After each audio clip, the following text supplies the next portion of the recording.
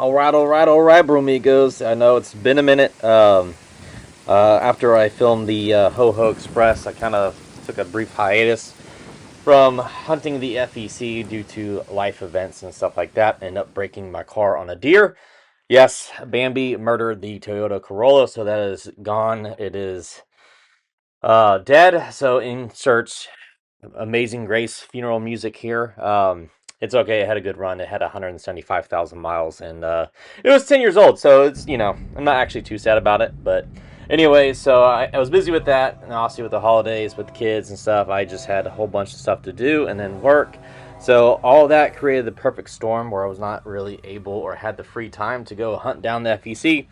So my apologies. I think y'all survived. But anyways, so this past Monday, yes, Monday, the January 12th of 2026, year of our Lord, I had to go run up to Jacksonville to pick up some artwork that my wife had purchased online. Don't ask me why. It's just that's what women do. For those of you who are married, y'all know. If you know, you know. Anyway, so on my way down, I said, you know what? We're going to drive down US 1 and just see what I can see on the FEC. And so as I was coming down, actually none of the signals were lit because I saw the maintenance away was doing some welding up by, I think it was just south of Bayard. They were doing some welding on one of the switches. So I figured, okay, maybe it's a maintenance day or maybe things are delayed because they had to fix that switch.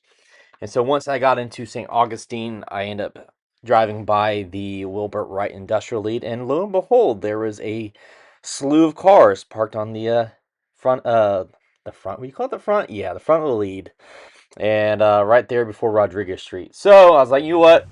Screw it. We're going to go see what's going on here. Obviously, 905 is there. The cars are parked there. That means 905 is down the branch working the Titan block and concrete. And so I pulled up by Rodriguez Street, didn't see any locomotives, so I started going down, I think it's King Street, and I decided to set up right there by the corner store. And before I can even get my tripod out, the signals went down, so I was able to get at least the train 905 coming across in the reverse move by hand. And I was pleasantly, if I could talk, I was pleasantly surprised to find my favorite locomotive as the power for that day.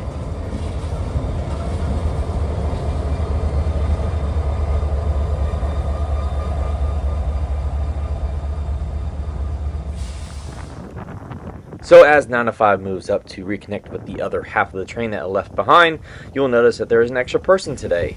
Normally 905 is a two-man crew, but the guy with the red and highlighter yellow, that is a baby conductor. He is shadowing the adult conductor, and so he is learning the ways of conducting. Now, the horn you're about to hear is not actually 905, that is actually 204 coming on the main line behind me. Fortunately, I did not have a camera set up to capture that as well, so unfortunately we missed that goodness.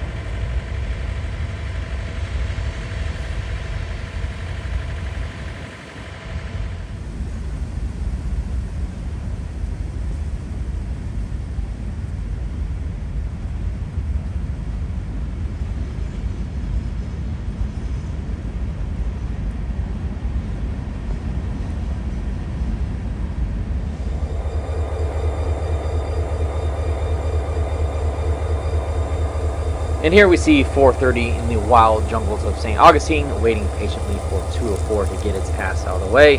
And once it does, 905 and the crew of 430 will begin throttling up and backing this big booty Judy back onto the main so that they can head south and finish their work for today.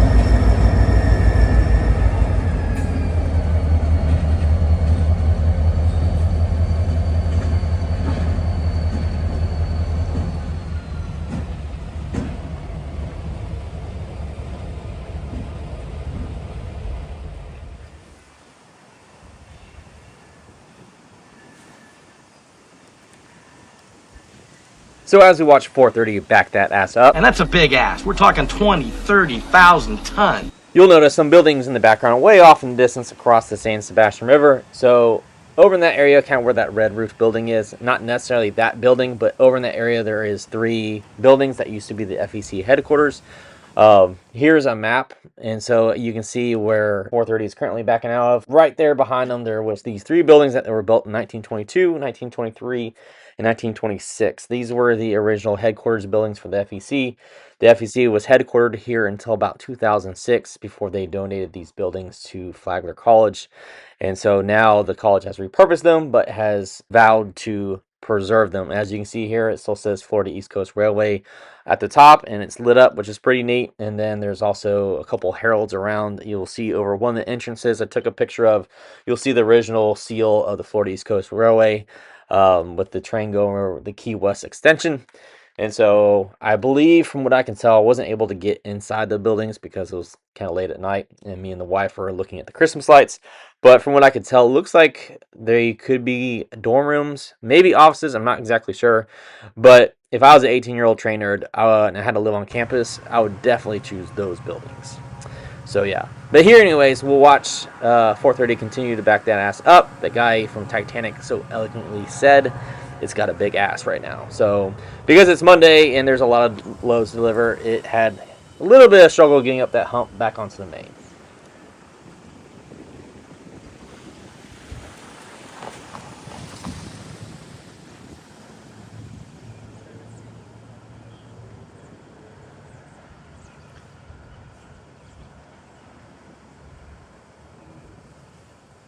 As the locomotive clears the switch, you can see that the conductor is now realigning the switch towards the main, and he and his baby conductor, his junior apprentice, will now climb back on board, and they will begin to head south to service more customers. We'll catch them again here at the King Street Crossing, and then we'll catch them for a 3rd time down in Bunnell.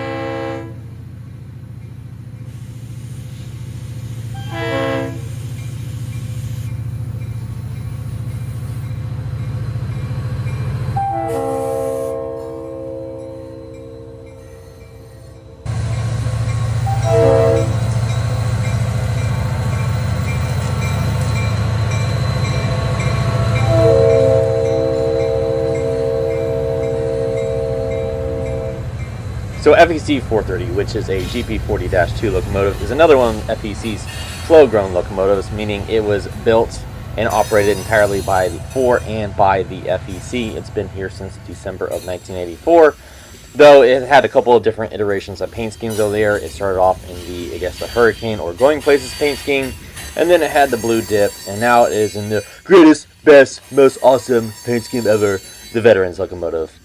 And sorry for my bad Trump impression. And now you know why I do train videos and not voice impressions. But anyways, the Honor Our Veterans paint scheme was revealed on this locomotive 2 years ago, January 18th of 2024 to be exact, along with the revealing of the new Faro East Coast scheme. At least that's what I call it, but some people call it the Grupo Blue scheme, and much to the dismay of a bunch of diehard FEC fans.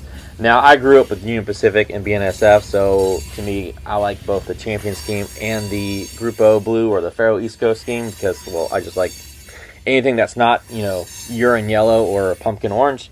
But that's a tangent for another day, another rant, so I will not bore y'all with that. But anyways, that paint scheme has been relatively new, so I'm hoping maybe FEC will reveal another 250th anniversary of the United States paint scheme, because I know they do have another GP40 in the Jacksonville yard that is in dire need of new paint scheme. So FEC, if you're listening, make another cool one, please and thank you.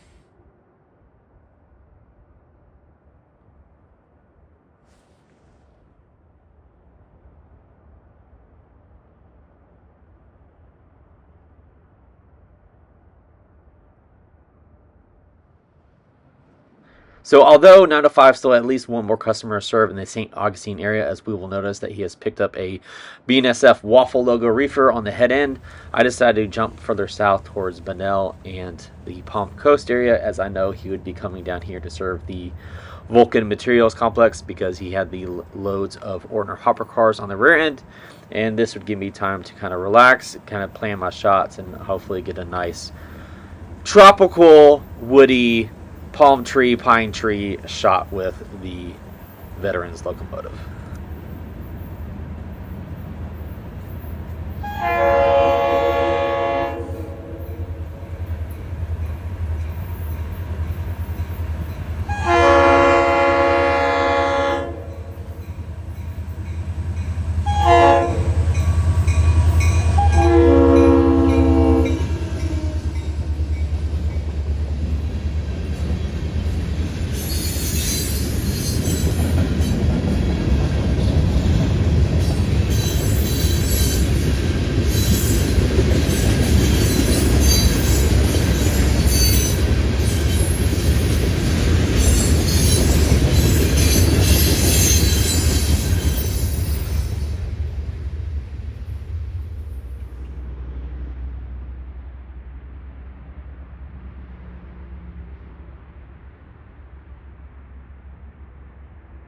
So here we are at the Dorina or Dorena. I don't know if it's Dorina or Dorena. Whatever how you want to pronounce it, Doritos. Here we are at the Dorina Doritos south siding here just on the north side of Bunnell. Here we can see that the crew has disconnected the locomotive from the rest of their train.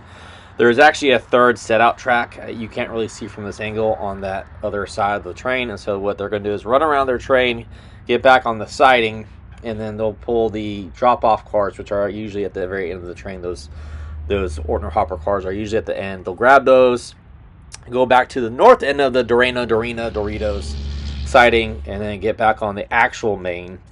And they'll run back down towards where this train is, because the Vulcan Materials spur is actually on the left-hand side. You can't see it because of the trees, but the Vulcan Materials spur is actually hooked into the main. And so they'll do is they'll pull out the pickups using their drop-offs, and then after they disconnect the pickups on the main, they'll shove in the drop-offs, grab the pickups, go back to the north end of the siding, come back south on the siding, hook up to the rest of their train, and then head back north, usually running long hook forward. Unfortunately, because I had work today, I wasn't able to finish this movement on this particular day, but the next day when I came back, they actually had another run, so I was able to capture the finishing movement on that day. So you'll notice that the weather is obviously different, and that is why.